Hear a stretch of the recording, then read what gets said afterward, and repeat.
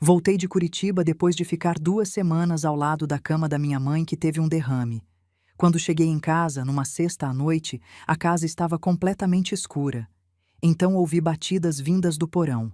Fracas, desesperadas, metal contra metal. Quebrei o cadeado e encontrei Roberto, esquelético, coberto de sujeira, olhos fundos. Ele sussurrou: "É você? Ou estou sonhando de novo?" Minha filha tinha se oferecido para ficar com ele. "Mãe, não se preocupe com nada. Eu cuido do pai. Você foca na vovó." Palavras tão carinhosas, tão convincentes. Patrícia não estava em casa. A casa estava abandonada. Vasculhei tudo, cada gaveta, cada papel, cada mensagem. Então descobri que tinha confiado na pessoa errada. E que essa confiança tinha um preço.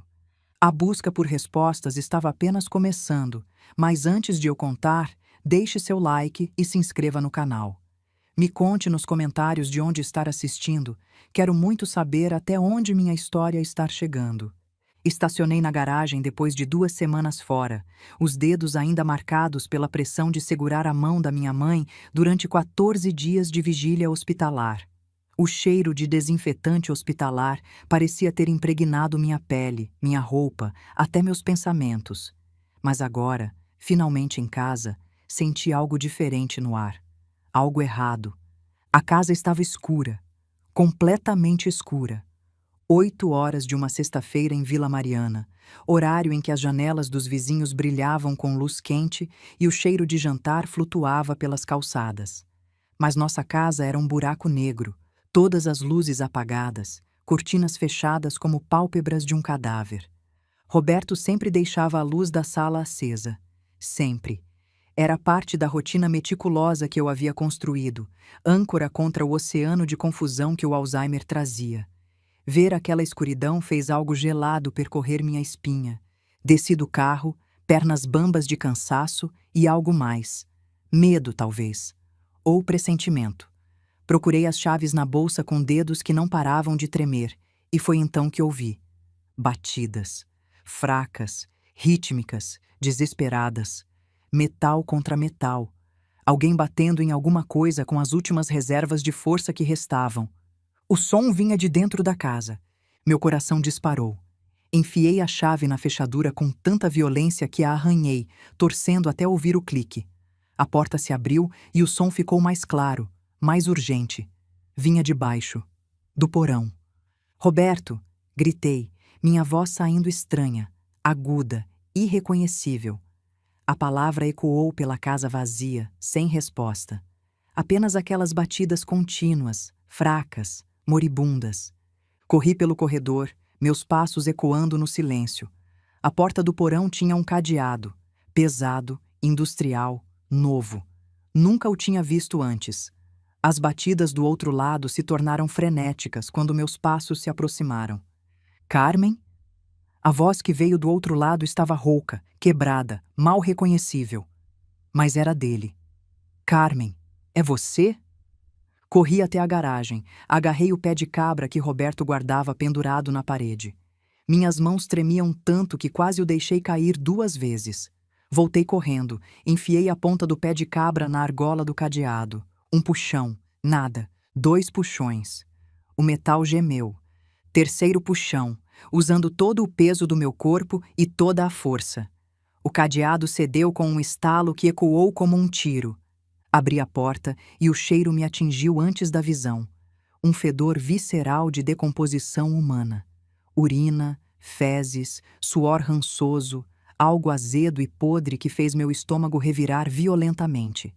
Tateei a parede procurando o interruptor com dedos dormentes. A luz acendeu. Roberto estava encolhido no final da escada, um monte de trapos sujos. A camisa que eu havia deixado limpa e passada estava rasgada, manchada de marrom e amarelo. As calças molhadas, escuras. O rosto era uma caveira mal coberta por pele cinzenta, esticada sobre os ossos como papel fino. Lábios rachados sangrando. Olhos fundos nas órbitas, com olheiras tão profundas que pareciam buracos. E seu olhar. Deus, seu olhar. Não havia reconhecimento imediato. Apenas terror animal. O olhar de alguém que tinha desistido de ser resgatado. Carmen, ele sussurrou quando seus olhos finalmente focaram em mim. É você? Ou estou sonhando de novo?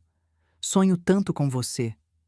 Desci aqueles degraus em segundos que pareceram horas, cada centímetro revelando mais horrores. Um balde no canto. Meu Deus, ele tinha usado aquilo como banheiro. Um cobertor surrado no chão de concreto gelado. Nenhum prato, nenhum copo, nada. E quando olhei para cima, vi que a lâmpada tinha sido removida do bocal e quebrada num canto. Alguém tinha garantido que meu marido ficasse no escuro total. Peguei Roberto nos braços. Ele não pesava nada. Roberto sempre foi sólido, 80 quilos de presença reconfortante. Agora parecia feito de palha, oco. Consegui sentir cada costela através da camisa fina. Carreguei ele escada acima, minha mente disparando em direções contraditórias. Liguei para o SAMU, as palavras saindo numa torrente incoerente. Coloquei Roberto no sofá, peguei água, deixei ele beber em goles minúsculos enquanto suas mãos tremiam tentando segurar o copo. E então, esperando a ambulância, comecei a notar. Realmente notar. Móveis ligeiramente deslocados. O sofá 3 centímetros à esquerda. A estante girada. Caixas empilhadas no canto que nunca tinha visto. O organizador de remédios do Roberto, aquela caixinha azul que sempre ficava na bancada da cozinha, tinha sumido. Abri a geladeira, quase vazia, mas o pouco que havia me fez parar. Cervejas importadas. Roberto nunca bebeu cerveja importada em 40 anos. Restos de sushi em embalagens de restaurante caro. Comida tailandesa. Alguém tinha morado aqui, comendo bem, enquanto Roberto morria de fome no porão. Os paramédicos chegaram em 15 minutos de pesadelo. Profissionais, eficientes, mas vi suas expressões mudarem quando examinaram Roberto. Desidratação severa, a mulher disse, voz controlada mas tensa. Desnutrição aguda. Hipotermia. Possível insuficiência renal. Ela olhou para mim. A senhora encontrou ele onde? No porão. Trancado. Por quanto tempo? Não sei. Eu estive fora 2 semanas. O paramédico mais velho, vi agora que tinha cabelos grisalhos, rosto cansado de quem viu muita coisa. Me olhou com uma expressão que não consegui decifrar completamente. Compaixão, sim, mas também algo mais. Suspeita, talvez. No hospital, enquanto Roberto era levado para a UTI em maca com rodas rangendo pelo corredor branco, uma enfermeira me conduziu a uma sala separada. Pequena, sem janelas, com apenas uma mesa e 2 cadeiras. O tipo de sala onde más notícias são dadas. Dona Carmen, ela disse, voz profissional, mas não fria, seu marido. Quanto tempo exatamente ele ficou trancado? A pergunta me atingiu fisicamente. Senti meu estômago cair, como em queda livre. 14 dias. Meu Roberto no escuro, com fome, com sede, com medo, gritando por mim enquanto eu estava a 300 quilômetros de distância segurando a mão de outra pessoa. Não sei, consegui dizer. Acabei de encontrá-lo. Ela fez anotações. Vou precisar que a senhora fique. A polícia vai querer conversar. Polícia. A palavra pairou no ar como fumaça tóxica. Esperei 2 horas numa sala de espera que cheirava a café velho e desinfetante. Às 10 da noite, um homem de terno apareceu. 50 e poucos anos, rosto grave, olhos que tinham visto muita maldade humana. Delegado Henrique Cardoso, ele se apresentou, mostrando identificação. Delegacia especializada no atendimento ao idoso. Existe uma delegacia especializada nisso? Perguntei, surpresa atravessando a névoa de choque. Infelizmente, sim. Ele sentou. E, infelizmente, estamos sempre ocupados. Preciso que a senhora me conte tudo. Do começo. Então contei. Meu nome é Carmen Almeida. 58 anos. Professora de português aposentada há 3 anos. Meu marido Roberto tem 61 anos. Alzheimer de início precoce diagnosticado há 2 anos. Nossa filha Patrícia, 38, contadora, casada com Marcelo há 3 anos. Há 2 semanas, minha mãe em Curitiba teve um derrame. AVC isquêmico grave. Minha irmã me ligou às 3 da manhã em pânico. Peguei o primeiro voo.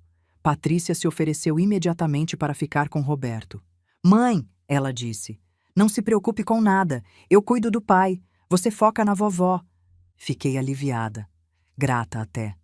Patrícia conhecia as rotinas do pai, os remédios, como lidar com a confusão dele. O delegado anotava tudo. E durante essas 2 semanas, a senhora teve contato com sua filha? Na primeira semana, sim. Ligava todo dia. Patrícia atendia, dizia que estava tudo bem. Papai assistiu o jogo, comeu bem, tomou os remédios. Mas na segunda semana... Pausei, lembrando. Na segunda semana, ela parou de atender. Só mandava mensagens curtas. Ocupada com papai. Tá bem, te ligo depois. Mas nunca ligava. Por que a senhora não voltou? Porque minha mãe estava morrendo. Porque eu confiei na minha filha. As palavras saíram amargas. Porque achei que estava sendo paranoica quando comecei a sentir que algo estava errado. O delegado fechou o caderno devagar. Dona Carmen, isso parece ser mais do que negligência. Vou precisar investigar. A senhora deu procuração à sua filha? Não, nunca. Algo passou pelo rosto dele. Preocupação, talvez. O nosso reconhecimento. Fique disponível. Vou entrar em contato. Roberto passou 3 dias no hospital. 3 dias de soro intravenoso, nutrição por sonda, medicações, 3 dias de pesadelos constantes. Ele acordava gritando que estava escuro, que ninguém vinha. Uma noite arrancou o soro do braço tentando fugir da cama, achando que ainda estava trancado. Precisaram sedá-lo. E ele perguntava: cadê a Pati? Quando ela vem? Eu fiz alguma coisa errada? Como você explica para alguém com Alzheimer que a filha dele pode ter tentado matá-lo? No 3º dia, Roberto finalmente estável, voltei para casa. 12:30 de uma terça-feira, sol forte entrando pelas janelas.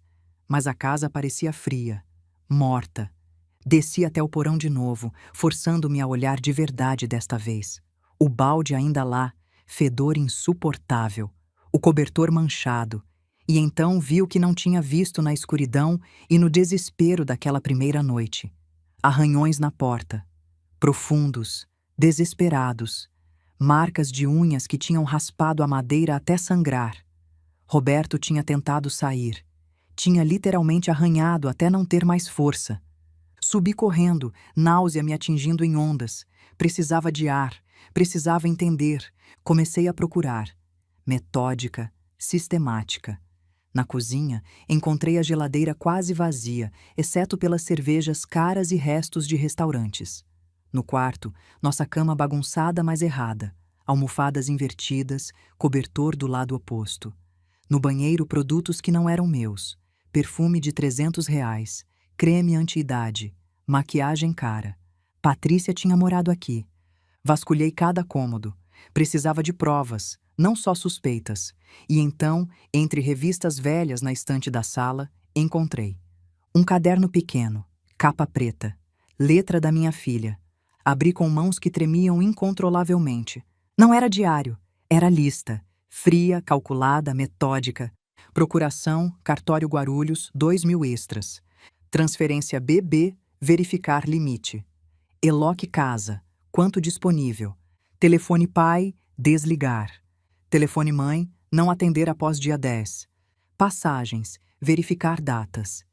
Meu estômago revirou. Ela tinha planejado. Cada passo, cada detalhe.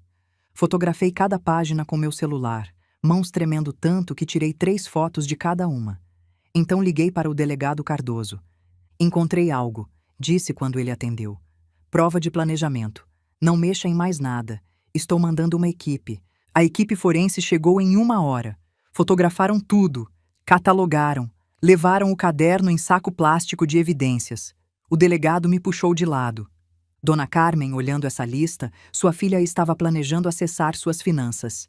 A senhora verificou suas contas bancárias? Não. Não desde antes de viajar. Verifique. Agora. Sentei no sofá, celular na mão, dedos dormentes. 3 tentativas para digitar a senha. Quando o aplicativo carregou, o chão caiu. Saldo da poupança, R$ 0,00. Saldo anterior, R$ 120.000. Data da transferência: 12 dias atrás. Destinatário: Thornhill Capital Investimentos. R$ 120.000. As economias de 40 anos. Sumidas. Mostrei ao delegado. Vi sua mandíbula apertar. Vou precisar que a senhora vá ao banco amanhã. Solicite todos os registros. Se ela falsificou procuração, isso é crime federal. Mas não era tudo. Eu sentia. Havia mais. Naquela noite, sozinha na casa que de repente parecia cheia de fantasmas, não consegui dormir. Às 3 da manhã desisti, levantei, fiz café. Sentei à mesa da cozinha no escuro, apenas a luz do fogão iluminando fracamente.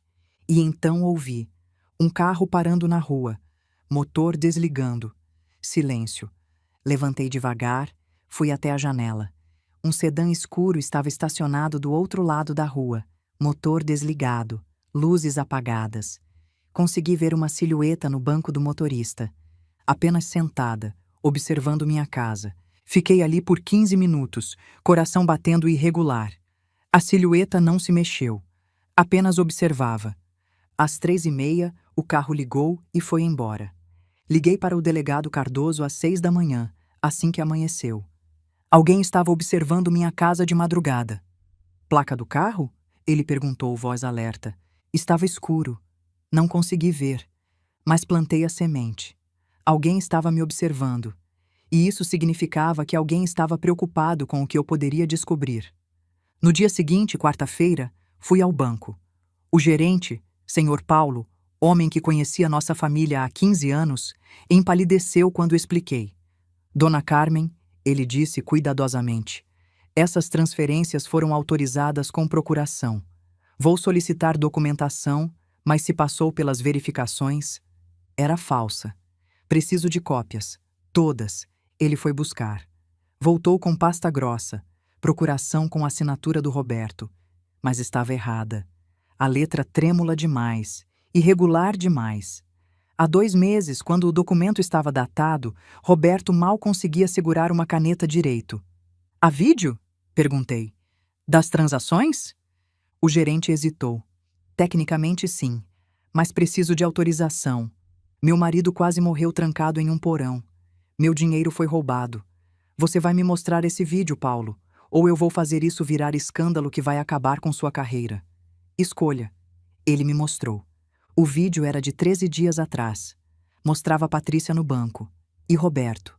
Meu marido, confuso, olhando ao redor sem entender onde estava.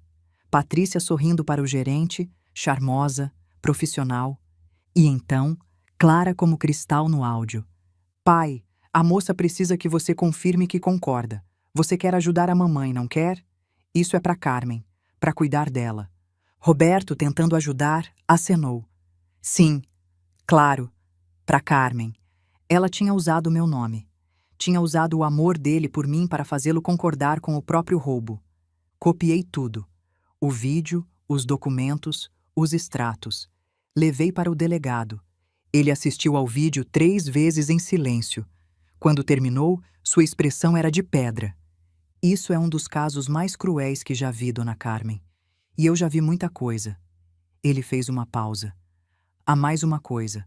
Acabei de receber informação da Polícia Federal. Thornhill Capital está sob investigação. Esquema Ponzi. Múltiplas vítimas, maioria idosos. Proprietário registrado. Marcelo José Costa. Meu genro. Onde está minha filha?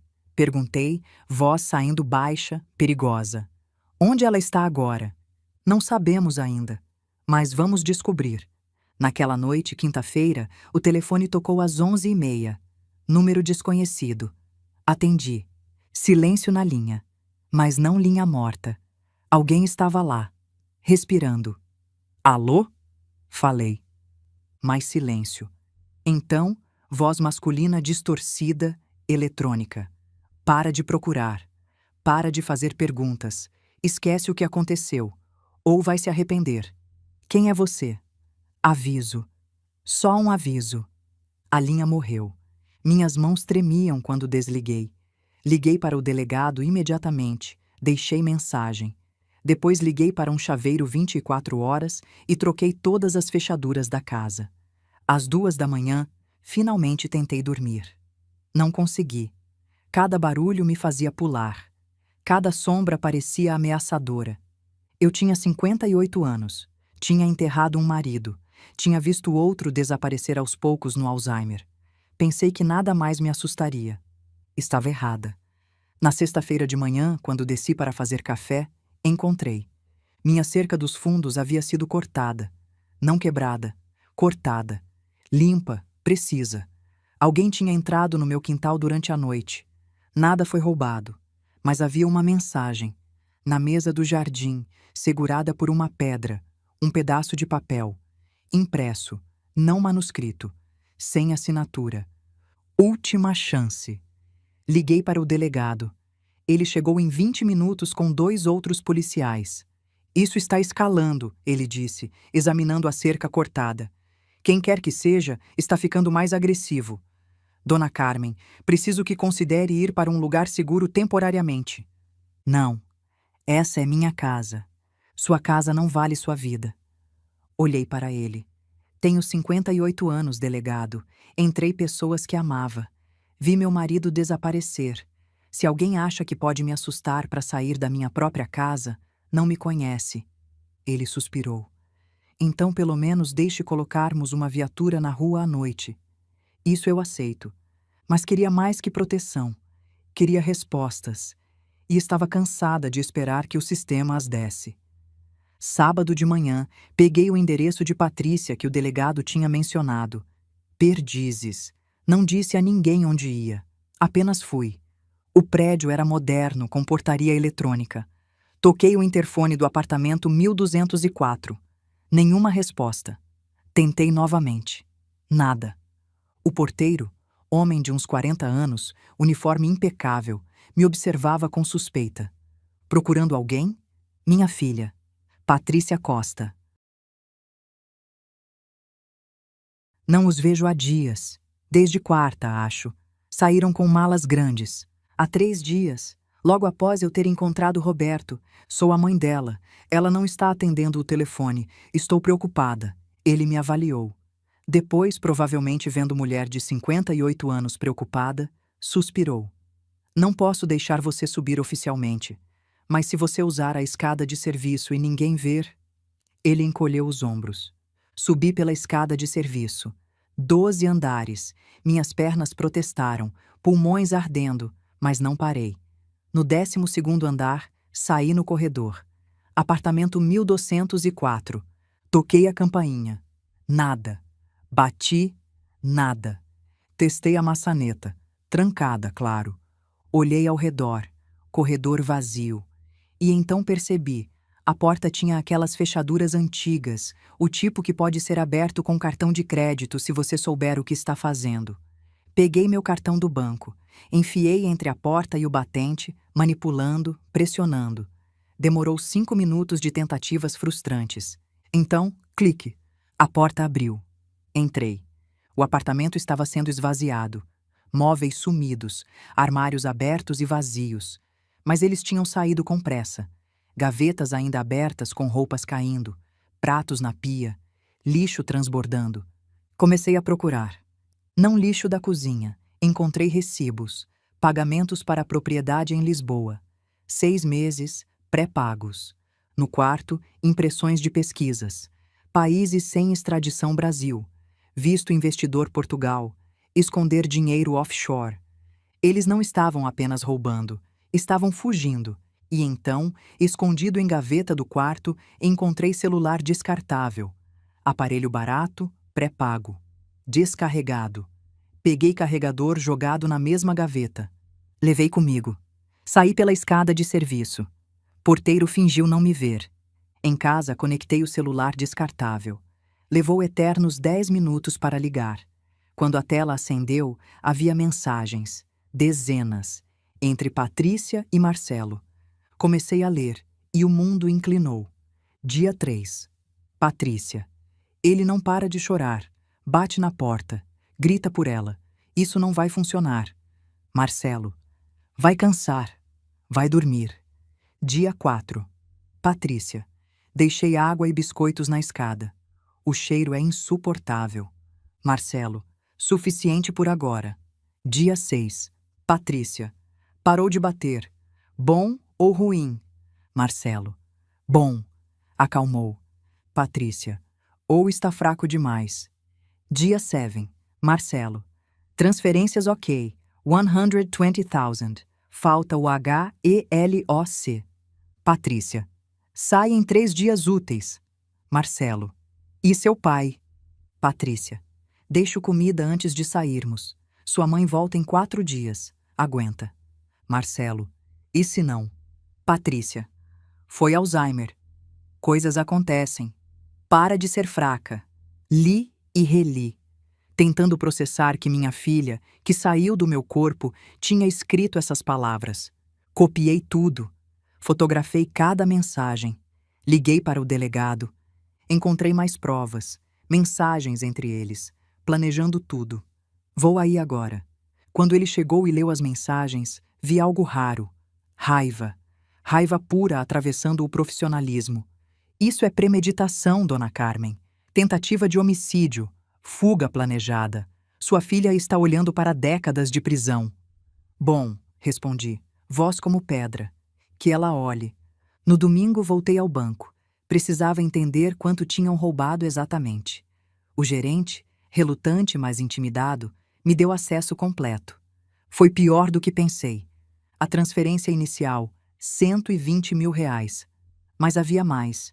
Um empréstimo novo com nossa em garantia casa, 200 mil reais. Aprovado há 9 dias com a procuração falsa.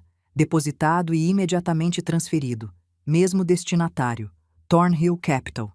320 mil reais. Nossa casa, quitada há 25 anos, agora tinha hipoteca de 200 mil. Nossas economias de 40 anos, sumidas. Voltei para casa atordoada. Vera, a cuidadora que contratei, estava com Roberto. Ele dormia no sofá, finalmente sem pesadelos por algumas horas. Dona Carmen, Vera me chamou para a cozinha. Voz baixa. Preciso te contar algo. Hoje de manhã, quando fui fazer compras, um homem me abordou na rua. Meu estômago afundou. Que homem? Não sei. Terno caro. Disse que sabia que eu trabalho aqui.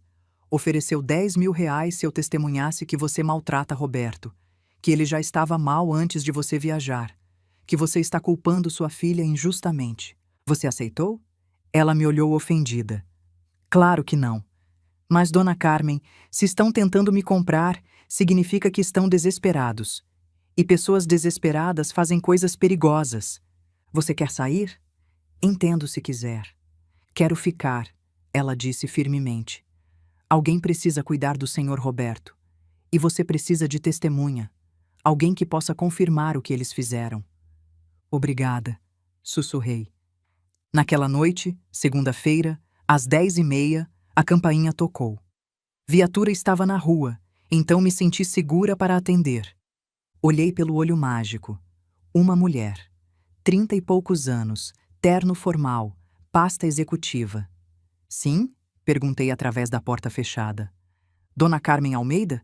Sou doutora Renata Lima, advogada. Represento sua filha Patrícia. Gostaria de conversar. Sobre? Sobre resolver isso civilizadamente, sem destruir sua família mais do que já foi. Abri a porta, mas deixei a corrente. Minha família já foi destruída. Sua cliente garantiu isso. A advogada sorriu, mas era sorriso de tubarão.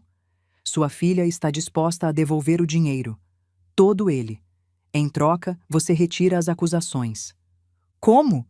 O dinheiro sumiu no esquema do marido dela. Há recursos.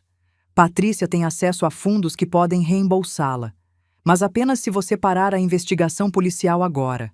Ou seja, dinheiro escondido. Provavelmente offshore, como as pesquisas que encontrei sugeriam. E meu marido? Perguntei. Ela o deixou trancado para morrer. Como eu retiro tentativa de homicídio? Foi erro de julgamento. Ela entrou em pânico. Estava sob pressão do marido. Ela nunca quis machucar ninguém. Ela pesquisou quanto tempo uma pessoa sobrevive sem água. Isso está nas mensagens. A advogada perdeu o sorriso. Dona Carmen, seja razoável. Você quer justiça ou vingança? Quero que minha filha pague pelo que fez. Isso é justiça. Você vai destruir a vida dela. Ela tem carreira, futuro. Ela destruiu a vida do próprio pai. Ele tem Alzheimer acelerado pelo trauma. Vai esquecer quem eu sou em meses. Ela nos roubou o tempo que nunca teremos de volta. E você quer que eu seja razoável? A advogada suspirou. Pense bem. Esta oferta expira em 24 horas. Fechei a porta na cara dela. Mas a oferta me assombrou. 320 mil reais de volta. Casa livre de hipoteca. Fim dos problemas financeiros. Tudo o que precisava fazer era deixar minha filha ir livre. Não dormi aquela noite pesando. O que era mais importante? Dinheiro ou justiça? Sobrevivência ou princípios? Às 6 da manhã, liguei para o delegado Cardoso. Quanto tempo até prender minha filha? Estamos rastreando. Ela não está no apartamento. Não está usando cartões de crédito. Mas vamos achá-la. É questão de tempo. Não tenho tempo, eu disse. O neurologista me deu 6 meses até Roberto me esquecer completamente. Preciso de justiça enquanto ele ainda é Roberto o suficiente para entender. Entendo, o delegado disse suavemente. Estamos fazendo tudo o que podemos. Desliguei e olhei para Roberto dormindo no sofá. Meu marido. 40 anos juntos. E minha filha tinha decidido que ele valia menos que dinheiro. Não aceitaria acordo. Não importava o preço. Na terça-feira à tarde, meu telefone tocou. Número de São Paulo que não reconheci. Atendi. Dona Carmen? Sim. Aqui é Catarina Silva, do Fantástico. Estamos fazendo uma matéria sobre abuso de idosos. Ouvi sobre seu caso. Gostaria de dar entrevista? Pensei por um longo momento. Se tornasse isso público, não haveria volta. Mas também significaria pressão. Atenção. Mais difícil para Patrícia e Marcelo desaparecerem. Sim, respondi. Quero falar. A entrevista foi na quarta. Catarina veio com uma equipe pequena.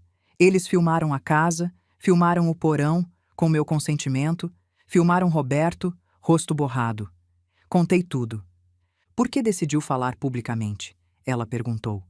Porque tenho 58 anos. Não tenho mais carreira para proteger. Não tenho reputação que importe mais que verdade. E a verdade é, isto acontece. Filhos exploram pais. Cuidadores abusam. Idosos são descartados. E ninguém fala porque é vergonhoso. Mas vergonha protege criminosos. Então eu falo. A matéria foi ao ar no domingo. Durou 12 minutos. Mostrou tudo. O porão, as mensagens, o vídeo do banco, minha entrevista. O rosto do Roberto borrado, mas sua confusão dolorosamente visível. 3 milhões de visualizações em 24 horas. E então, na segunda-feira de manhã, o delegado ligou. Dona Carmen. Acabamos de receber informação. Patrícia e Marcelo foram identificados no aeroporto de Guarulhos, tentando embarcar para Londres agora. Equipes a caminho. Preciso estar lá. Dona Carmen. Não é negociável. Chegamos ao aeroporto em 18 minutos. Sirenes abrindo caminho. Terminal 3. Portão 15. Voo para Londres embarcando em 30 minutos. Vi minha filha de longe, através do vidro. Ela e Marcelo na fila, mochilas nas costas, conversando casualmente, como turistas normais.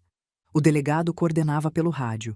Quando atingirem checagem de passaportes, isolem a área. 5 pessoas à frente deles. 4, 3. Meu coração batia tão forte que sentia nas têmporas. 2 pessoas. Preparem. 1 pessoa. Executem. Policiais surgiram simultaneamente. Movimento coordenado, preciso, inevitável. Patrícia e Marcelo, mãos para cima. Vocês estão detidos. Vi o momento em que registrou no rosto de Patrícia. Olhos se arregalando. Mão indo automaticamente para a boca.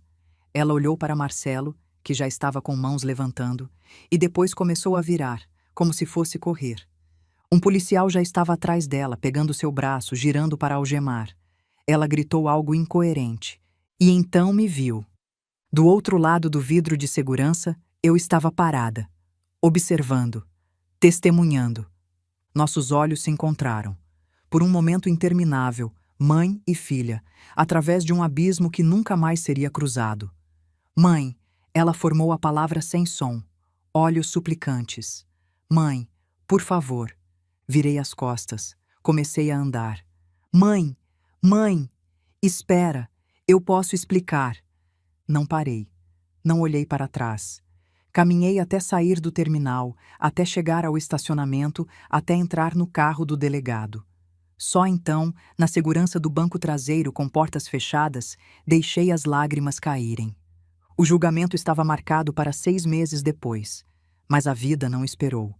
3 semanas após a prisão, Roberto teve episódio. Acordou gritando no meio da noite, mas dessa vez não sabia onde estava.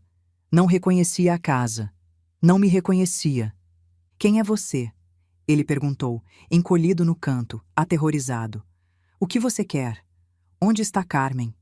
Sou eu, sussurrei. Amor, sou eu. Carmen. Não, você é velha. Carmen é jovem. Cadê minha esposa?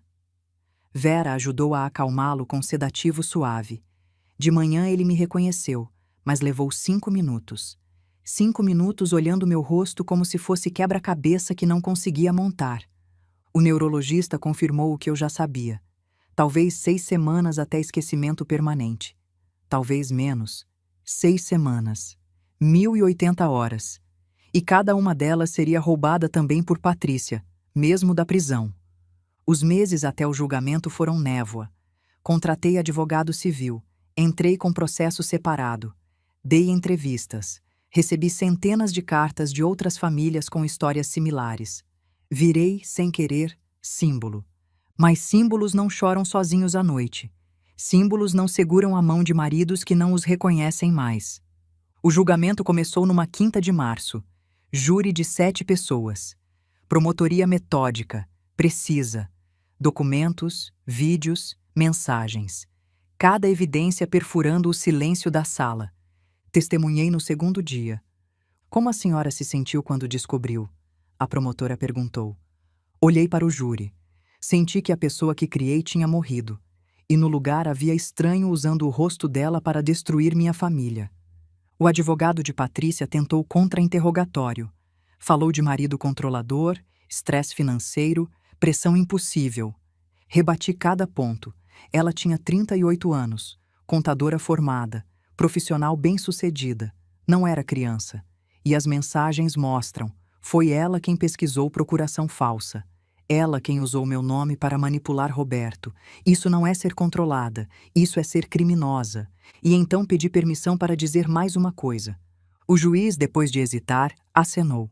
Olhei diretamente para o júri. Tenho 58 anos. Nessa idade você não tem mais nada a perder. Carreira acabou. Reputação não importa. Então pode fazer o que é certo mesmo quando dói. Mesmo quando é sua própria filha. Pausei. Meu marido não pode testemunhar hoje porque o trauma destruiu sua mente. Mas eu estou aqui, falando por ele, por todos os idosos sem voz. Façam justiça. Marcelo testemunhou depois como parte do acordo. Confirmou. Patrícia iniciou o plano. Ela pesquisou. Ela decidiu trancar Roberto. Por que vocês não apenas esconderam o telefone dele? A promotora perguntou. Silêncio de Marcelo. Porque ele estava no caminho. Porque trancar era mais conveniente que lidar com ele. Correto? Finalmente, sim. Patrícia testemunhou em própria defesa. Erro tático óbvio. Contou história de marido controlador, dívidas, pânico. Mas a promotora a destruiu. Você mandou mensagem. E se não aguentar? Foi Alzheimer. Esperava que ele morresse, não esperava? Patrícia não tinha resposta que não fosse verdade. Júri deliberou 4 horas. Quando voltaram, cárcere privado qualificado, culpada. Estelionato qualificado, culpada. Falsidade ideológica, culpada. Tentativa de homicídio, culpada por 6 votos a 1. Patrícia desabou soluçando. Eu não senti nada. Só vazio. Sentença 2 semanas depois. 15 anos. 15 anos. Ela ficaria presa até os 53. Quando foi levada, gritou. Mãe! Mãe! Por favor! Não olhei. Roberto faleceu 6 meses depois. Pneumonia. Mas realmente foi o Alzheimer que o matou, roubando sua capacidade de lutar. Nos últimos 2 meses, ele não me reconhecia. Eu era apenas senhora gentil que visitava. Mas no último dia, por um momento brevíssimo, seus olhos focaram. Carmen, ele disse claramente. Estou aqui. Bom, ele sussurrou. E partiu. 3 anos se passaram. Vendi a casa. Comprei apartamento pequeno em Itaquera. Trabalho de novo. Aulas online de português. Ganho o suficiente. O dinheiro roubado nunca voltou. As contas offshore estão congeladas há anos em burocracia internacional. Patrícia escreve. Todo mês. Queimo as cartas sem abrir. Mas há 3 meses, algo mudou. Campainha tocou num sábado. Abri para a menina de 16 anos, cabelo escuro, olhos da minha filha. Dona Carmen? Sou Amanda. Acho que sou sua neta. Patrícia tinha dado filha para adoção aos 22. Amanda descobriu após morte dos pais adotivos. Ela entrou. Conversamos. E agora, todo sábado, tomamos café juntas. Ensino ela a fazer bolo. Não menciono que era favorito da mãe dela. Amanda me perguntou se deve responder cartas de Patrícia. Você precisa decidir, respondi. Se consegue separar quem ela era de quem é. Se consegue perdoar sem esquecer. E você? Amanda perguntou. Você consegue? Pensei honestamente. Tem dias que acho que talvez, num futuro distante. E tem dias que sei que nunca. Não sei qual vai vencer. Ontem recebi notificação. Patrícia pede comutação de pena. 3 anos cumpridos. Bom comportamento. Remorso demonstrado. Vou à audiência. Vou testemunhar contra. Amanda perguntou se isso me faz pessoa má. Só me faz honesta, respondi. Esta noite, sozinha no apartamento pequeno, olho fotos antigas. Roberto. Patrícia criança. Nossa família que foi. Penso no que perdi. Marido, filha, casa, dinheiro, tempo e no que ganhei. Força que não sabia ter. Prova que idade é poder. E neta inesperada que me faz café. É suficiente? Não, nunca será. Mas é algo. E aos 61 anos, velha e cansada e sozinha na maioria dos dias, algo é mais do que esperava. Então guardo minha dor. Testemunho contra a comutação. Bebo café com Amanda. E vivo, porque no final, viver não é vingança. É a única coisa que realmente posso fazer. Na solidão do apartamento vazio, com fotos cobrindo paredes e cartas queimando no lixo, eu vivo. Não feliz, não completa, mas viva. E terá que bastar. A audiência de comutação estava marcada para uma terça-feira às 10 da manhã. 5ª Vara Criminal. Juíza Márcia Santos presidindo. Recebi a notificação com 3 semanas de antecedência, tempo suficiente para preparar meu testemunho, mas não suficiente para parar de sonhar com aquilo todas as noites. Amanda estava comigo na cozinha quando abri o envelope oficial. Vovó, ela disse. Tinha começado a me chamar assim há 1 mês, e cada vez que ouvia a palavra algo se apertava no meu peito. Você vai mesmo? Vou. E se ela conseguir? E se soltarem ela? Não vão soltar, mas vão reduzir a pena se eu não aparecer, se eu não testemunhar sobre o que ela fez, sobre o que Roberto passou. Ela pausou, escolhendo as palavras. Ela é minha mãe biológica. Eu sei que o que ela fez foi horrível. Sei que não mereço perdão, mas uma parte de mim quer que ela tenha chance. É errado?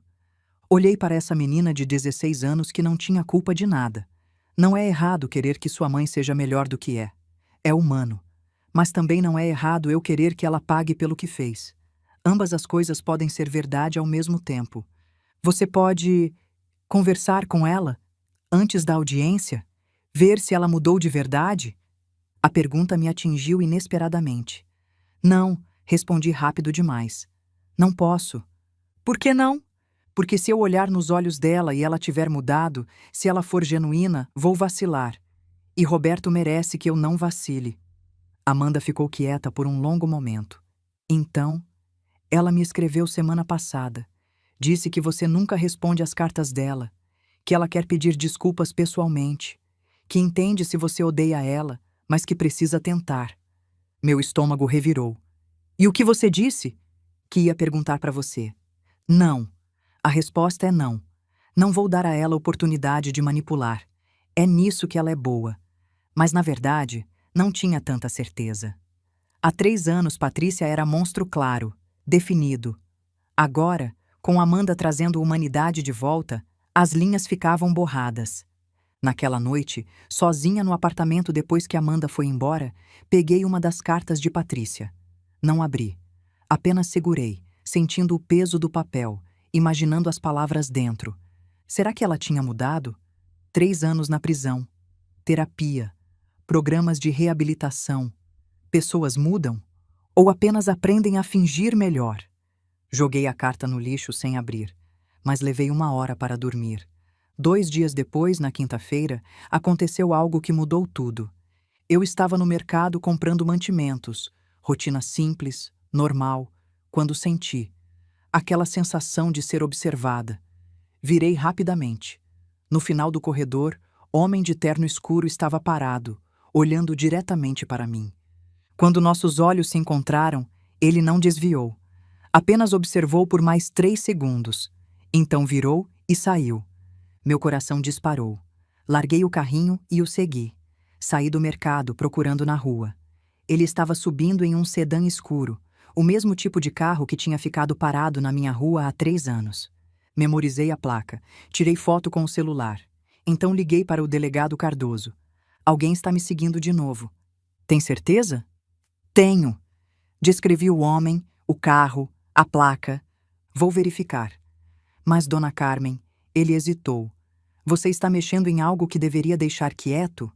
Investigando por conta própria? Não. Por quê? Porque normalmente, 3 anos depois, esse tipo de atenção para. A menos que haja razão nova para alguém se preocupar com você. A frase ficou comigo. Razão nova. O que eu poderia ter feito? Voltei para casa por rota diferente, verificando constantemente o retrovisor. Ninguém me seguiu. Ou pelo menos, ninguém que eu conseguisse ver. Em casa, tranquei todas as portas, fechei todas as cortinas, sentei na sala no escuro, coração batendo rápido, tentando entender. Por que agora? Por que 3 anos depois? E então me ocorreu. A audiência de comutação. Alguém queria que Patrícia saísse, ou alguém queria que eu não testemunhasse. Mas quem? Marcelo estava preso. Patrícia estava presa. Quem mais tinha interesse? Passei a noite pesquisando, abrindo velhos arquivos, revisitando documentos do julgamento, e encontrei algo que tinha perdido antes. Nos registros da Thornhill Capital havia mais nomes além de Marcelo como sócios, empresas registradas como investidoras. Uma delas me chamou a atenção. Grupo Ferreira Investimentos. Pesquisei. Grupo Ferreira era empresa de consultoria financeira. Proprietário, Eduardo Ferreira. Foto no site corporativo mostrava homem de 50 e poucos anos, terno caro, sorriso confiante. O mesmo homem que me observou no mercado. Meu estômago afundou. Eduardo Ferreira tinha investido na Thornhill Capital. Tinha perdido dinheiro quando Marcelo foi preso. Mas diferente das outras vítimas, idosos que perderam economias, Eduardo tinha perdido R$ 1,5 milhão. E segundo os documentos do julgamento, ele nunca tinha recebido de volta. Eduardo Ferreira tinha motivo. Dinheiro. Muito dinheiro. Mas o que ele queria de mim agora? Por que me seguir? A resposta veio na manhã seguinte, sexta-feira, quando encontrei envelope debaixo da minha porta. Não tinha selo. Não tinha remetente. Apenas meu nome escrito à mão. Abri com mãos trêmulas. Dentro, uma única folha de papel. Impresso, não manuscrito. Sua filha sabe onde está o dinheiro do Marcelo. R$ 1,5 milhão em contas offshore. Se ela sair, pode acessar. Se você testemunhar e mantê-la presa, o dinheiro fica congelado para sempre. Pense bem no que é mais importante: vingança ou recuperar o que é seu. Você tem até terça. Reli 3 vezes. O quebra-cabeça se montando. Eduardo Ferreira tinha perdido R$ 1,5 milhão. Acreditava que Patrícia sabia onde Marcelo tinha escondido o dinheiro. Se ela saísse, poderia acessar as contas e devolver. Mas se ficasse presa, os advogados dela não teriam autorização para mover fundos. Então Eduardo precisava que Patrícia saísse. E eu era o obstáculo. A mensagem era clara. Não testemunhe e talvez você recupere seu dinheiro também. Liguei para o delegado Cardoso imediatamente. Ele ouviu tudo, depois suspirou. Dona Carmen, isso é tentativa de suborno e intimidação de testemunha. Crime federal. Mas há um problema. Qual? Você não tem prova de que foi Eduardo Ferreira. Não há assinatura. Não há impressões digitais, provavelmente. E sem prova concreta, não posso prendê-lo. Então o que faço? Você comparece à audiência. Testemunha. E nós fornecemos escolta policial. Ninguém vai tocá-la enquanto estiver sob nossa proteção. E depois da audiência, vamos ter que ver. Não era a resposta que me deixava segura, mas era a única que tinha. No sábado, Amanda veio como sempre para café. Contei sobre o envelope, sobre Eduardo Ferreira, sobre a ameaça velada. Ela ficou pálida. Vovó, eles podem te machucar. Podem, concordei. Mas não vão, porque eu não vou deixar medo me impedir de fazer o que é certo. E se... Ela pausou, nervosa. E se minha mãe realmente souber onde está o dinheiro? E se sair e devolver para você, isso não seria bom? Olhei para minha neta. 16 anos, ainda acreditando que finais felizes eram possíveis. Amanda, minha filha deixou seu avô trancado num porão por 2 semanas. Planejou deixá-lo morrer, fugir do país. Ela não fez isso porque precisava de dinheiro. Fez porque queria mais. Sempre quis mais. Nenhuma quantia de dinheiro mudaria quem ela é. Mas ela pode ter mudado agora. 3 anos é muito tempo. Ou 3 anos é tempo suficiente para aprender a fingir melhor. Amanda não tinha resposta para isso. Naquela noite, sozinha, olhei para os números da minha conta bancária. Suficiente para pagar aluguel e comida. Suficiente para sobreviver modestamente. Mas não suficiente para qualquer conforto. Não suficiente para emergências. 320 mil reais de volta mudariam minha vida. Pagariam a hipoteca que ainda devíamos tecnicamente, mesmo tendo vendido a casa. Dariam segurança, paz financeira. Tudo o que precisava fazer era ficar quieta, não testemunhar, deixar Patrícia sair e trair Roberto, trair a memória dele, trair os 3 anos que passei lutando por justiça. Peguei caneta e papel, comecei a escrever o testemunho que daria na terça. Na segunda-feira, véspera da audiência, meu telefone tocou. Número desconhecido. Atendi cautelosa. Alô? Mãe. A voz de Patrícia. 3 anos desde a última vez que ouvi ela me chamar assim. Mãe, por favor, não desligue. Minha mão apertou o telefone. Como você conseguiu esse número? Eles deixam a gente fazer ligações. Mãe, eu preciso falar com você antes de amanhã. Não temos nada para falar. Por favor, só 5 minutos, pessoalmente. Hoje, eles podem arranjar visita especial. Cada instinto gritava para desligar, mas havia algo na voz dela, não manipulação ensaiada, algo mais cru, desespero real. Por que eu faria isso? Porque tem coisas que você não sabe, sobre o que aconteceu, sobre por quê, e você merece saber antes de decidir sobre amanhã. Eu sei tudo o que preciso saber. Não, ela disse, voz tremendo. Você não sabe. Ninguém sabe. Só eu. E se você não vier, vai carregar versão errada pelo resto da vida. Isso soava como manipulação. Mas a parte de mim que ainda era mãe, enterrada profundamente, mas não morta, se perguntava: e se houvesse mais? E se toda a história não tivesse sido contada? 3 da tarde, eu disse contra meu melhor julgamento. 1 hora. Só isso. Obrigada, mãe. Obrigada. Desliguei antes que ela pudesse dizer mais. Imediatamente me arrependi. Liguei para o delegado, contei. Ele suspirou. Dona Carmen, ela vai tentar manipular você. Vai contar história que explica tudo de forma que a faz parecer vítima. Não acredite. Eu sei disso. Então por que vai? Porque, respondi honestamente, preciso olhar nos olhos dela e confirmar que fiz a escolha certa. Preciso saber que não tenho dúvidas. Às 3 da tarde, entrei na penitenciária feminina de Santana pela primeira vez em 3 anos. Processo de segurança demorou 40 minutos. Revista, detectores de metal, formulários. Finalmente fui levada à sala de visitas. Pequena, apenas mesa e 2 cadeiras separadas por divisória de vidro. Telefones de cada lado para comunicação. Sentei. Esperei. E então Patrícia entrou. Ela tinha mudado. Não apenas 3 anos mais velha, mas fundamentalmente diferente. Cabelo grisalho nas têmporas que ela não escondia mais. Pele sem maquiagem, marcas de acne que maquiagem sempre cobriu. Magra, muito magra. Olhos fundos mas focados. Ela sentou do outro lado do vidro. Pegou o telefone. Eu peguei o meu.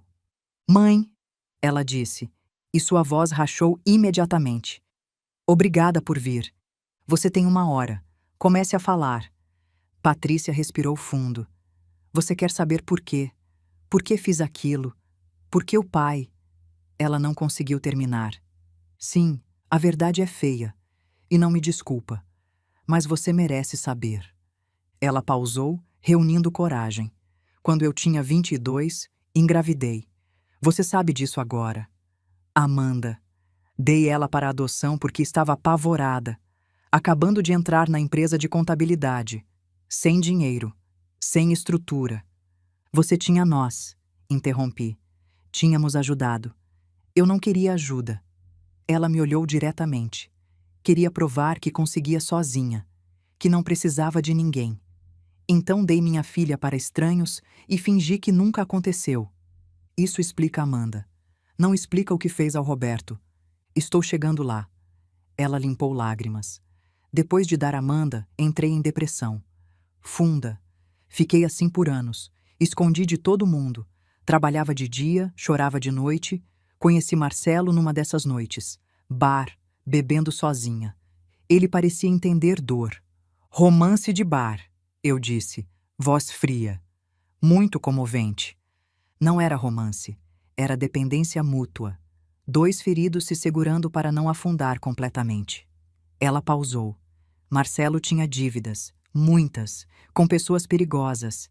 Ele começou o esquema Ponzi não por ganância, por desespero, pagando um buraco com outro. E você o ajudou.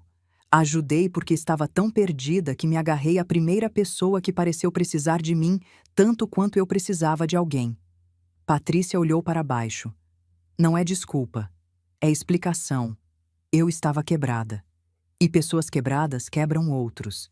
Chegue à parte onde você trancou seu pai num porão. Suas mãos apertaram o telefone. Quando você viajou, o plano era apenas pegar o dinheiro. A procuração, as transferências, tudo. Mais rápido. Você voltaria, a gente já estaria fora. Papai não lembraria direito por causa do Alzheimer. Seria confuso, mas não letal. Mas no segundo dia, papai começou a ligar para você. Constantemente. Deixava mensagens. E uma das mensagens, ela fechou os olhos.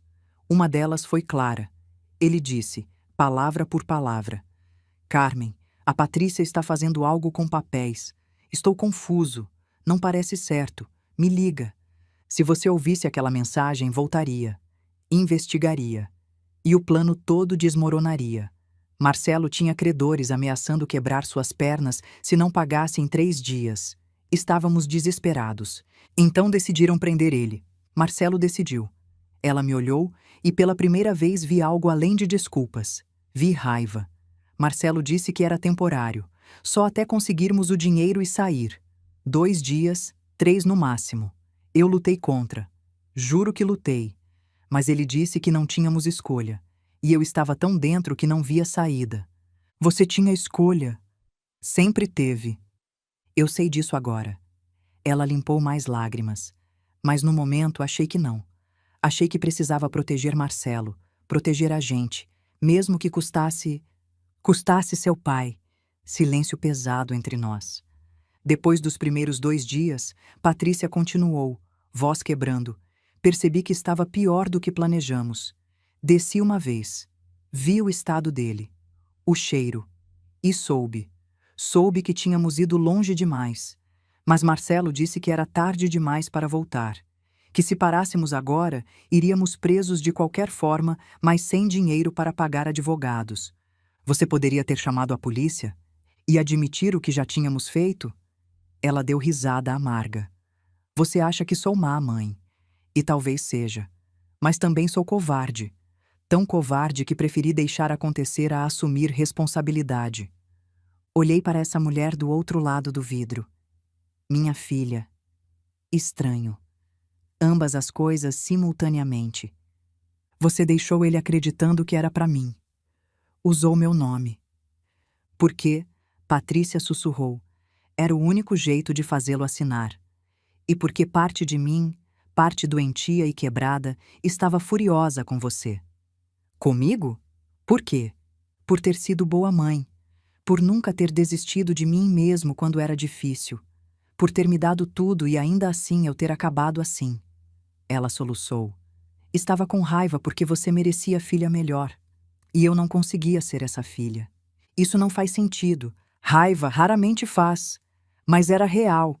E usei seu nome porque sabia que funcionaria. Porque papai te amava mais que tudo. E usei esse amor contra ele. Ficamos em silêncio por longo momento.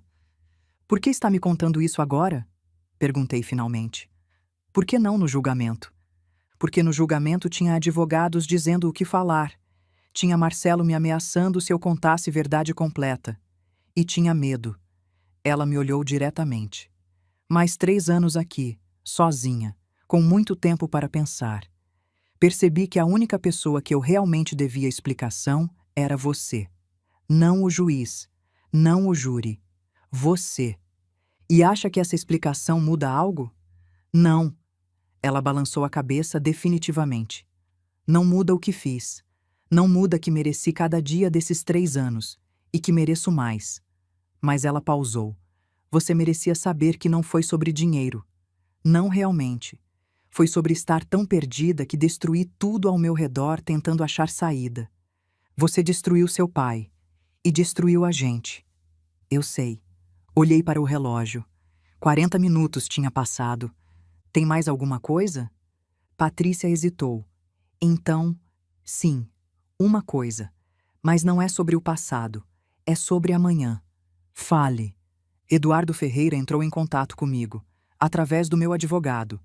Ofereceu pagar minha defesa se eu sair e ajudá-lo a recuperar o dinheiro de Marcelo. Eu sei. Ele me mandou mensagem também. Patrícia pareceu surpresa. Então você sabe. Mãe, tem 1,5 milhão em contas que eu posso acessar se sair.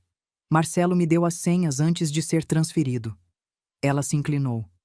Posso dar a você todo o seu dinheiro de volta, mais tudo que você perdeu. Posso consertar pelo menos isso. E tudo que tenho que fazer é ficar quieta amanhã. Ela não negou. Por que faria isso? Perguntei. Por que não apenas usar o dinheiro para você se sair? Porque, ela disse simplesmente, eu quero fazer uma coisa certa. Só uma. Para que quando morrer, possa dizer que não fui completamente monstro. Estudei o rosto dela, procurando manipulação, procurando mentiras ensaiadas, mas tudo que vi foi mulher quebrada tentando colar os pedaços. Não muda nada, eu disse finalmente. Amanhã vou testemunhar. Vou contar ao juiz exatamente o que você fez, e vou pedir que mantenham você presa pelos 15 anos completos. Patrícia não pareceu surpresa, apenas triste. Eu sei, eu faria o mesmo. Então por que me contar sobre o dinheiro? Porque você merece escolher. Ela limpou lágrimas. Não vou mentir e dizer que mudei completamente. 3 anos não apagam quem eu era. Mas aprendi uma coisa. Todo mundo merece escolher. E eu tirei essa escolha do papai. Não vou tirar de você. Minha escolha é justiça. E é a escolha certa, Patrícia concordou. Mas, mãe, uma última coisa. O quê? Amanda. Minha filha. Ela me escreveu. Quer me conhecer. Ela pausou. Sei que não mereço. Sei que você provavelmente não quer que ela se envolva comigo. Mas ela está confusa, procurando identidade.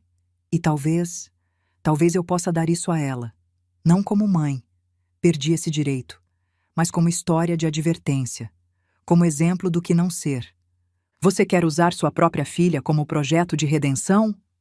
Não. Patrícia balançou a cabeça. Quero que ela veja de onde veio e decida conscientemente ser diferente. Melhor. Olhei para o relógio. 55 minutos. Tenho que ir. Mãe, Patrícia chamou quando me levantei. Obrigada. Por vir. Por ouvir. Por ser forte quando eu fui fraca. Você não me conhece mais, eu disse. Não me chame de mãe. Tudo bem, ela sussurrou. Dona Carmen, então. Obrigada, Dona Carmen. Coloquei o telefone no gancho. Virei. Comecei a sair. Dona Carmen, ela gritou do outro lado. Eu amava o papai. Sei que não parece. Sei que ações provam o contrário. Mas amava.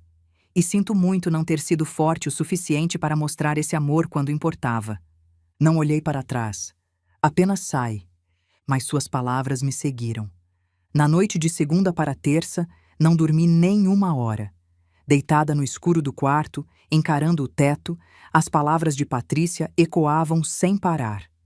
Eu amava o papai. Será que era verdade? Pode-se amar alguém e ainda assim deixá-lo trancado num porão? Ou amor significa justamente não fazer isso, independente das circunstâncias? Às 4 da manhã, desisti de tentar dormir. Fiz café. Sentei à mesa da cozinha com meu testemunho escrito à mão. 3 páginas que tinha preparado na semana anterior. Reli cada palavra. Mas agora, depois de ouvir Patrícia, as palavras pareciam incompletas.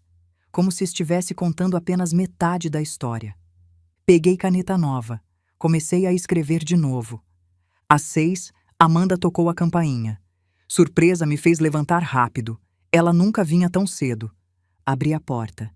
Ela estava de uniforme escolar, mochila nas costas, olhos vermelhos de chorar.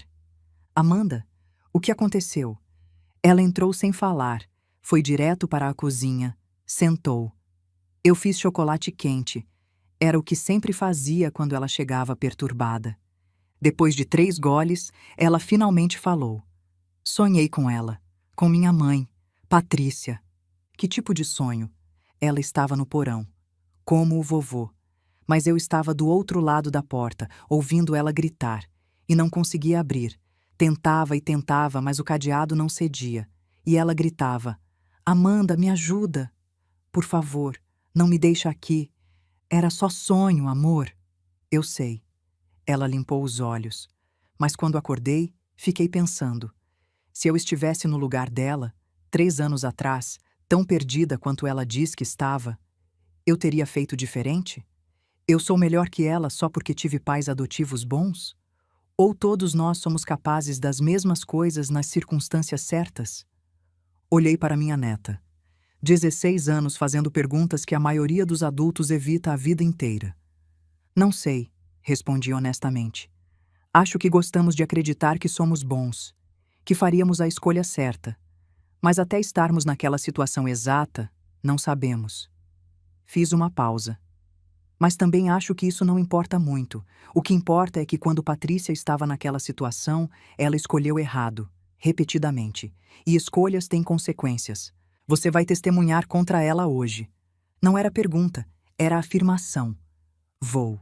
Mesmo depois de ouvir o lado dela ontem? Especialmente depois, porque o lado dela não muda o que aconteceu. Só explica. E explicação não é desculpa. Amanda ficou quieta, pensando. Então, posso ir com você? Na audiência? Olhei para ela surpresa. Por quê? Porque ela é minha mãe biológica. E você é minha avó. E eu preciso ver. Preciso entender de onde eu vim para decidir para onde vou. Tinha sabedoria nisso que não podia negar. Pode vir. Chegamos ao tribunal às 9h30, meia hora antes do início. O delegado Cardoso estava esperando na entrada com 2 policiais uniformizados. Escolta, ele explicou. Eduardo Ferreira está na cidade. Não vai arriscar ele tentar algo. Ele está aqui? No tribunal? Não sei ainda. Mas se estiver, vai manter distância. Entramos. Quinta Vara Criminal era sala grande, formal, intimidante. Bancos de madeira escura, bandeira brasileira, mesa alta para a juíza. Tudo projetado para fazer você se sentir pequeno diante da lei. Patrícia já estava lá, sentada na mesa da defesa com seu advogado, Dr. Maurício Braga, o mesmo que a defendeu no julgamento original. Ela usava roupa civil, não uniforme de prisão. Privilégio para audiências de comutação. Quando entramos, ela olhou. Nossos olhos se encontraram. Ela viu Amanda ao meu lado e algo passou pelo rosto dela. Choque. Depois reconhecimento. Depois algo que parecia esperança misturada com dor. Amanda segurou minha mão, apertando forte. Sentamos do outro lado da sala, 3 fileiras atrás da mesa da promotoria. Doutora Cristina Mendes, a mesma promotora do julgamento original, já estava revisando documentos. Às 10 em ponto, oficial anunciou: todos de pé para a entrada da meritíssima juíza Márcia Santos. A juíza entrou. Mulher de uns 55 anos, cabelos grisalhos presos em coque rigoroso, expressão que não revelava nada. Ela sentou, bateu o malho. Audiência de comutação de pena. Processo número 4728-2022. Ré. Patrícia Almeida Costa. Todos sentados. Sentamos. Meu coração batia tão forte que tinha certeza que Amanda conseguia ouvir. A juíza folheou documentos. Doutor Braga, ela disse, a defesa solicitou comutação de pena baseada em quê? O advogado levantou. Meritíssima, minha cliente cumpriu 3 anos de sentença de 15 anos. Durante esse período, demonstrou remorso genuíno, participou de todos os programas de reabilitação disponíveis e manteve comportamento exemplar. Ela pausou. Além disso, há circunstâncias atenuantes que não foram completamente exploradas no julgamento original. Que circunstâncias? Saúde mental da ré no momento dos crimes. Ela estava em depressão não diagnosticada, estava sob coerção do corréu Marcelo Costa. E mais importante, ela tem informações que podem ajudar na recuperação de fundos roubados de múltiplas vítimas. Ah, a juíza disse, voz seca. A ré de repente se lembra de onde está o dinheiro. Conveniente. Meritíssima, com todo respeito. Doutor Braga. A juíza o interrompeu. Li o relatório psiquiátrico. Li os relatórios da prisão. Li as cartas da ré demonstrando remorso. Ela fez uma pausa. Também li os depoimentos do julgamento original. Li sobre homem com Alzheimer trancado num porão por 14 dias. Li sobre vítima que morreu 6 meses depois porque trauma acelerou o declínio cognitivo. Então, quando fala de circunstâncias atenuantes, precisa entender minha dificuldade em encontrá-las. Entendo, meritíssima. Mas 3 anos já é punição significativa e minha cliente tem apenas 41 anos. 15 anos significa que ela sairá aos 53, metade da vida adulta presa. Para alguém sem antecedentes criminais, em momento de crise extrema, momento de crise que durou semanas, a juíza interrompeu, com planejamento meticuloso. Não foi crime passional, foi premeditado. Ela olhou para a promotora. Doutora Mendes, posição do Ministério Público? A doutora Cristina se levantou. Meritíssima, o Ministério Público se opõe fortemente à comutação. Esta foi tentativa de homicídio qualificado contra idoso vulnerável. A ré não demonstrou remorso genuíno. Demonstrou remorso performático depois de ser pega. A diferença fundamental. Continue. A vítima, Roberto Almeida, morreu 6 meses após o resgate. Causa direta. Trauma psicológico que acelerou Alzheimer. Causa indireta. As ações da ré. Se Roberto tivesse morrido 3 dias antes, estaríamos falando de homicídio consumado. Que ele sobreviveu tempo suficiente para morrer de outras complicações não diminui gravidade das ações da ré. A juíza anotava. Há testemunhas? Sim, meritíssima. A viúva, Dona Carmen Almeida, está presente e preparou testemunho. Muito bem, vamos ouvi-la. Meu estômago revirou. Levantei, pernas bambas. Amanda apertou minha mão uma última vez antes de soltar. Caminhei até a frente. Jurei dizer a verdade. Sentei na cadeira de testemunhas. A juíza me olhou diretamente. Dona Carmen, a senhora preparou declaração? Sim, meritíssima. Prossiga. Peguei as 3 páginas que tinha reescrito de madrugada.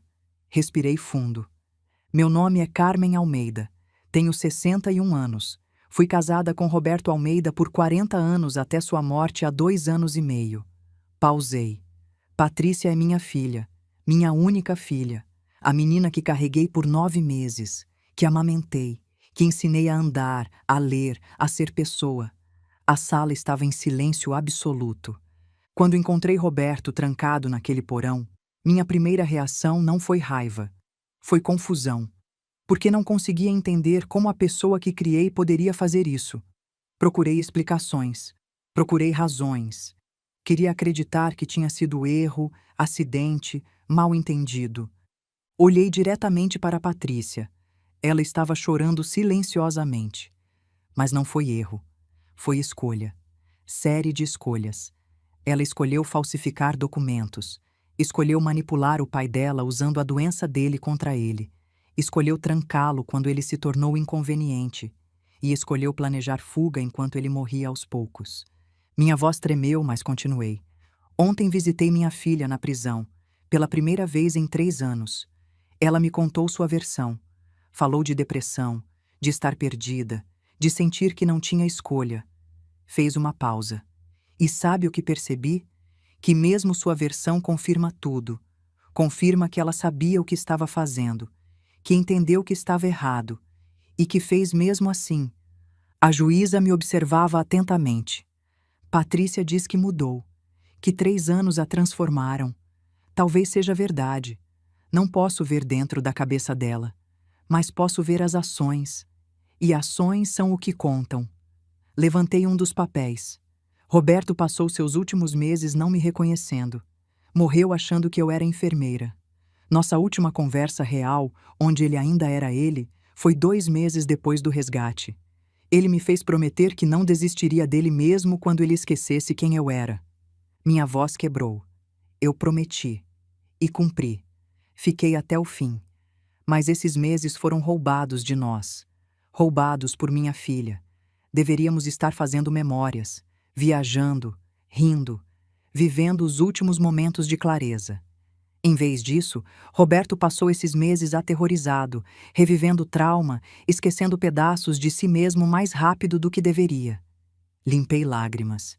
Então, quando perguntam se 3 anos são suficientes, minha resposta é: 3 anos não devolvem os 6 meses que perdi. Não devolvem os 40 anos de memórias que Roberto esqueceu. Não devolvem a confiança que tinha na minha filha. 3 anos não são nada comparados ao que foi tirado. Olhei para a juíza. Mas não estou aqui pedindo vingança. Estou pedindo justiça. E justiça significa que quando você comete crime tão calculado, tão cruel, tão devastador, você paga o preço completo. Não 3 anos, 15. Porque é isso que foi decidido. E é isso que é justo. Baixei os papéis. E há mais uma coisa. Minha filha diz que pode recuperar dinheiro roubado se for solta. 1,5 milhão que beneficiaria outras vítimas e a mim. Pausei. E eu digo: não quero esse dinheiro. Não com essas condições, porque aceitar seria dizer que há preço pelo que ela fez. Que sofrimento do meu marido tinha valor monetário. E não tem. Não tem preço que pague. A sala estava tão silenciosa que podíamos ouvir o ar-condicionado zumbindo. Minha filha está presa. E parte de mim, a parte que ainda é mãe, morre um pouco sabendo disso. Mas a parte de mim que foi esposa, que segurou a mão do meu marido enquanto ele esquecia meu nome, essa parte sabe. Ela precisa ficar onde está. Pelos 15 anos completos. Não por vingança, por justiça. Terminei. Sentei em silêncio. A juíza esperou um momento. Então, obrigada, dona Carmen. A senhora pode se sentar. Voltei para o banco. Amanda me abraçou imediatamente, chorando no meu ombro. A juíza olhou para Patrícia. Senhorita Costa, gostaria de dizer algo? Patrícia se levantou, voz trêmula. Meritíssima, tudo o que minha mãe disse é verdade. Não tenho defesa que não seja. Eu estava errada. Profundamente, terrivelmente errada. Ela limpou lágrimas. 3 anos aqui não apagam o que fiz. 15 anos não apagarão. Nada apagará. Mas se me der chance, posso pelo menos tentar fazer uma coisa certa. Posso devolver o dinheiro. Ajudar as outras vítimas. A juíza a estudou. Senhorita Costa, vou ser franca. Li seu pedido. Li os relatórios. E sabe o que não vi? Não vi você assumindo responsabilidade real. Vi você explicando, justificando, contextualizando. Mas explicação não é o mesmo que responsabilidade. Patrícia abriu a boca, fechou. A juíza continuou. A senhora cometeu crimes calculados contra seu próprio pai. Usou conhecimentos profissionais para fraudar. Planejou fuga internacional. E agora, convenientemente, se lembra onde está dinheiro apenas quando precisa de barganha. Ela balançou a cabeça. Isso não é remorso, é estratégia. Meritíssima, o advogado tentou intervir. Doutor Braga, já ouvi o suficiente. A juíza bateu o malho. Pedido de comutação de pena é negado. A sentença original de 15 anos permanece. Senhorita Costa cumprirá a pena completa, com possibilidade de livramento condicional apenas após cumprir 2/3, ou seja, 10 anos. Próxima revisão possível, daqui 3 anos. Audiência encerrada. Bateu o malho novamente. Patrícia desabou na cadeira, soluçando. Seu advogado tentou consolá-la, mas ela o afastou. Eu me levantei para sair, Amanda ao meu lado. E então Patrícia gritou, voz cortando a sala. Mãe! Mãe! Espera! Parei. Não me virei. Apenas parei. Eu sei que você não me perdoa. Eu sei que nunca vai. E tudo bem. Eu não mereço. Mas, por favor... Ela soluçava entre palavras. Por favor, cuida da Amanda. Ela é melhor do que eu. Sempre foi. Não deixa ela se tornar o que eu me tornei. Olhei para Amanda ao meu lado. Minha neta. 16 anos. Olhos da minha filha, mais alma própria. Ela já é melhor, respondi sem me virar, porque ela escolhe ser. E saímos. No corredor, esperando o elevador, Amanda quebrou o silêncio. Vovó? Sim? Foi a coisa certa? Fazer ela ficar presa? Olhei para ela. Foi a coisa justa. Se foi certa ou não, só vou saber daqui muitos anos. Talvez nunca saiba. Eu quero conhecer ela, Amanda disse de repente. Minha mãe. Não hoje. Não agora. Mas algum dia. Quero olhar nos olhos dela e entender de onde vim. Está tudo bem? Apertei a mão dela. Está tudo bem. Ela é sua mãe biológica. Você tem direito de conhecê-la, desde que faça isso pelos seus motivos, não pelos dela. O elevador chegou. Entramos. E quando as portas se fecharam, finalmente deixei sair o que estava segurando. Chorei. Não delicadamente. Soluços grandes que sacudiam todo o corpo. Amanda me abraçou. Vovó, você fez o certo. Não sei, consegui dizer entre soluços. Só sei que foi a única coisa que consegui fazer. Saímos do tribunal para Sol Forte de março. O delegado Cardoso estava esperando. Tudo bem, dona Carmen? Aceite. Sim, estou bem. Ele hesitou. Tem algo que precisa saber. Eduardo Ferreira estava no tribunal. Ele viu tudo. Meu estômago afundou. Onde ele está agora? Não sei, mas ele não ficou feliz. Ótimo, murmurei. Só o que faltava. Vou manter viatura na sua rua mais algumas noites, só para garantir. Obrigada. Amanda e eu fomos para casa em silêncio. Quando chegamos, encontramos envelope na porta. Não tinha selo, apenas meu nome. Com mãos trêmulas, abri. Dentro, nota curta datilografada. Você escolheu errado. Tinha chance de recuperar seu dinheiro e ajudar outras vítimas. Escolheu vingança. Agora, todos perdemos. Espero que valha a pena dormir sabendo que condenou sua filha por orgulho. Não estava assinado, mas sabia quem era. Mostrei ao delegado quando ele chegou minutos depois. Ele leu, mandíbula apertada. Vou trazer Eduardo Ferreira para interrogatório.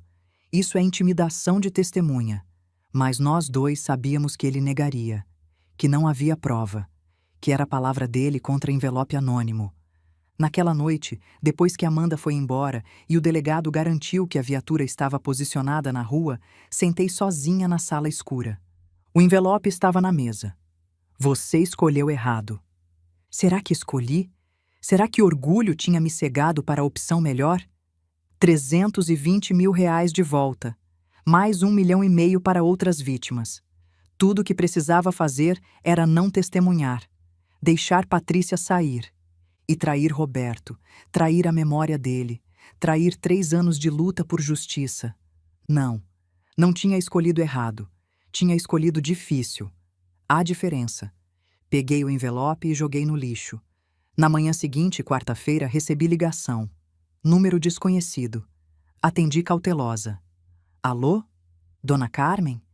Voz feminina, profissional. Aqui é a doutora Helena Costa, da Delegacia de Crimes Financeiros. Precisamos conversar sobre Eduardo Ferreira. Meu coração acelerou. O que aconteceu? Ele foi preso ontem à noite. Tentativa de suborno de funcionário público. Ele tentou subornar um dos guardas da prisão para... Ela hesitou. Para causar um acidente com sua filha. O mundo girou. Acidente? Ele queria Patrícia morta, Dona Carmen. Se ela morresse, as contas offshore ficariam permanentemente congeladas. Ele não recuperaria o dinheiro, mas você também não. Era vingança. Senti náusea subindo. O guarda reportou imediatamente. Eduardo Ferreira está sob custódia. Vai responder por tentativa de homicídio qualificado. E Patrícia, ela está segura? Sim.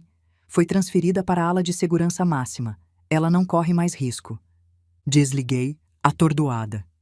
Eduardo Ferreira tinha tentado matar minha filha.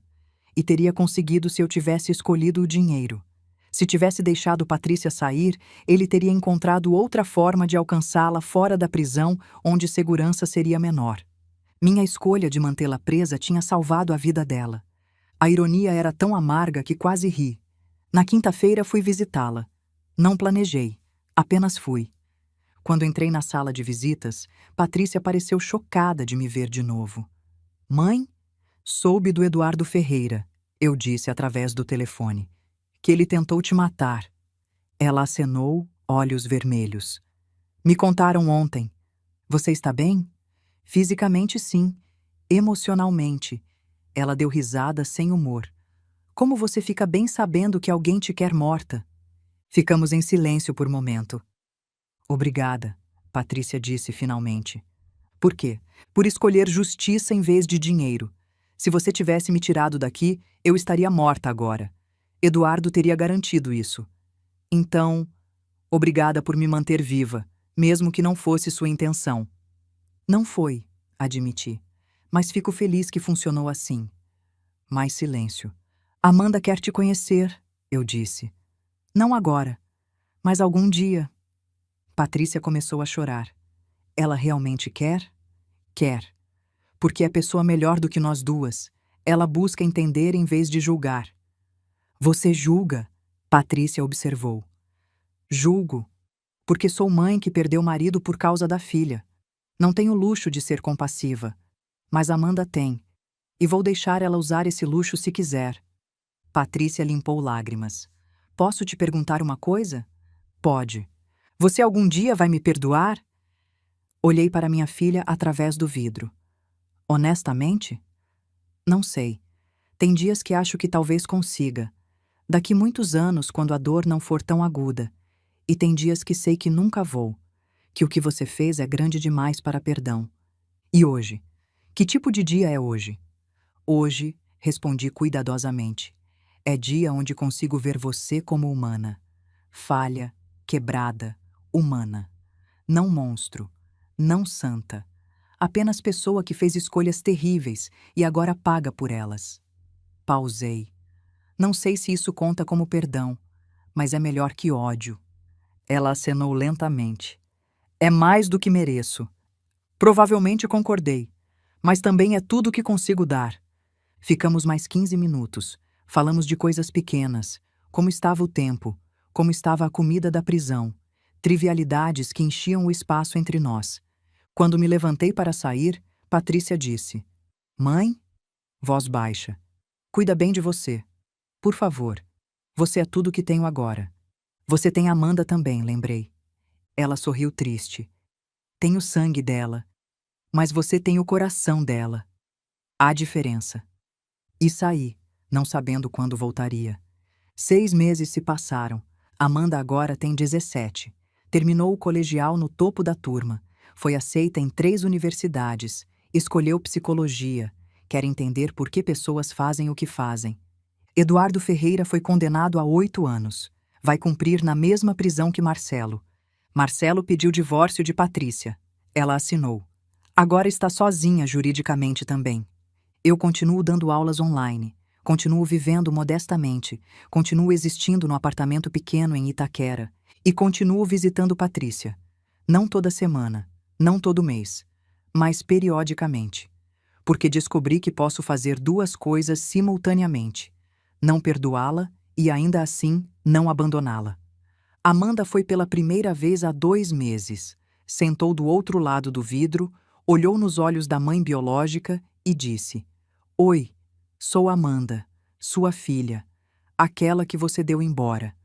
Patrícia chorou durante toda a visita. Mas Amanda não. Amanda apenas observou, absorveu, processou. Quando saímos, ela disse: Agora entendo. Ela não é vilã de história. É só pessoa assustada que tomou decisões ruins quando estava mais assustada ainda. E você pode perdoá-la? Perguntei. Amanda pensou. Posso entendê-la sem perdoar. Posso ter compaixão sem justificar. Essas coisas podem coexistir. 17 anos e mais sábia que eu. Na semana passada, acordei e percebi que tinha dormido a noite inteira sem pesadelo pela primeira vez em 3 anos. Sem Roberto gritando, sem porão, sem medo, apenas silêncio. E o silêncio, descobri, pode ser tanto paz quanto solidão. Depende do dia. Hoje é aniversário de morte de Roberto. 3 anos. Fui ao cemitério com flores. Sentei na grama ao lado da lápide. Consegui, amor, disse para a pedra. Mantive a promessa. Não desisti. Nem de você, nem de mim, nem de fazer o que era certo mesmo quando custava tudo. O vento balançou as árvores. Patrícia está presa. Vai ficar mais 7 anos, pelo menos. E eu estou... Pausei, procurando a palavra certa. Estou viva. Não feliz, não inteira, mas viva. E alguns dias, isso é suficiente. Uma pomba pousou na lápide. Me olhou com aqueles olhos de pássaro que não julgam nem consolam. Apenas observam. Amanda está bem, continuei. Forte, boa. Tudo que Patrícia não conseguiu ser. Então talvez, no final, alguma coisa boa saiu de tudo isso. Uma menina que escolhe ser melhor que os genes que carrega. A pomba voou. Fiquei mais 20 minutos. Então levantei, limpei grama da calça e fui embora. Porque essa é a coisa sobre viver. Você continua. Mesmo quando não quer. Mesmo quando dói. Você levanta, limpa a grama e continua. Esta noite vou fazer jantar para Amanda. Vamos assistir filme bobo. Vamos rir de piadas ruins. Vamos existir no momento sem passado ou futuro pesando muito. E amanhã vou acordar, fazer café, dar aula online, existir.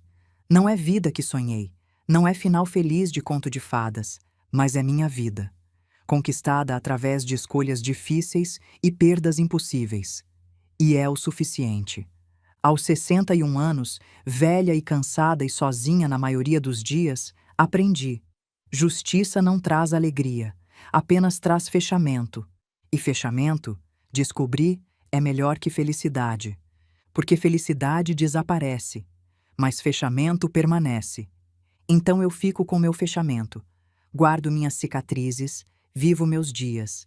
E quando morrer, algum dia no futuro distante, vou encontrar Roberto do outro lado e dizer: fiz o que prometi, não desisti, nem de você, nem de mim, nem do que era certo. E talvez, apenas talvez, isso será suficiente. Até lá eu vivo, um dia de cada vez. Com Amanda aos sábados, com Patrícia através de vidro ocasionalmente, com memórias de Roberto sempre, e com a certeza de que fiz tudo o que podia.